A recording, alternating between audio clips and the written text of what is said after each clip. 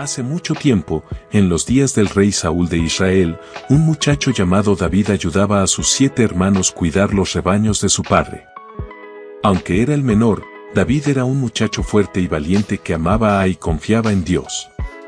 Vivía en el pueblo de Belén.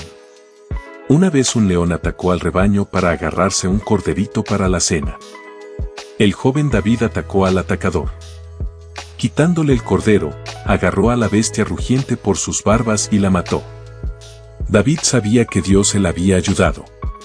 Samuel, el profeta de Dios, todavía estaba triste que el rey Saúl había fallado a Dios tan terriblemente.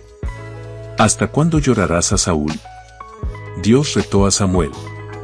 Te enviaré a Isaí, porque de sus hijos me he provisto de rey. Isaí era el padre de David.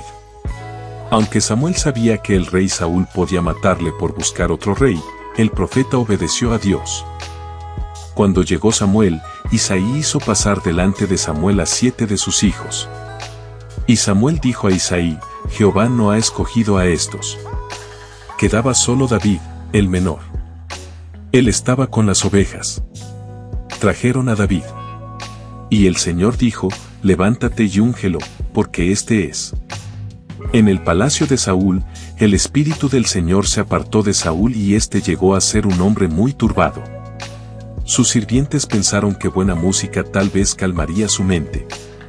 Uno de ellos conocía a un joven que tocaba bien el arpa. ¿Puedes adivinar quién era ese joven? Sí, David. La música de David aliviaba a Saúl y le ayudaba a pensar mejor.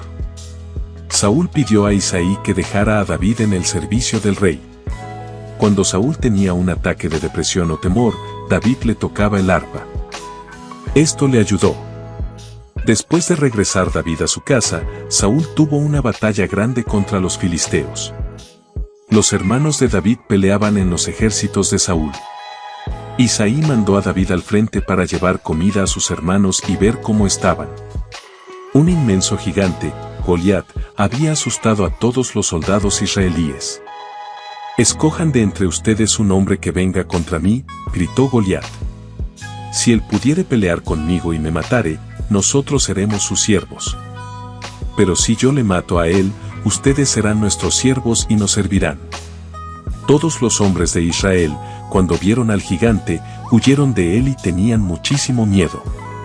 Entonces David dijo a Saúl, no desmaye el corazón de ninguno a causa de él, tu siervo irá y peleará contra este filisteo. Saúl quería que David se ponga su armadura y lleve su espada. Pero David llevó su honda y escogió 5 piedras lisas del arroyo. Goliat se rió cuando vio que el joven David ni siquiera llevaba armadura. Yo daré tu carne a las aves del cielo y a las bestias del campo, gruñó. Yo vengo a ti en el nombre de Jehová de los ejércitos, contestó David. Jehová te entregará hoy en mi mano, porque de Jehová es la batalla. Entonces David corrió hacia Goliat. Mientras corría, tiró una piedra de su honda, derecho a la frente de Goliat. Goliat se cayó. Rápidamente David tomó la espada gigante de Goliat y le cortó la cabeza.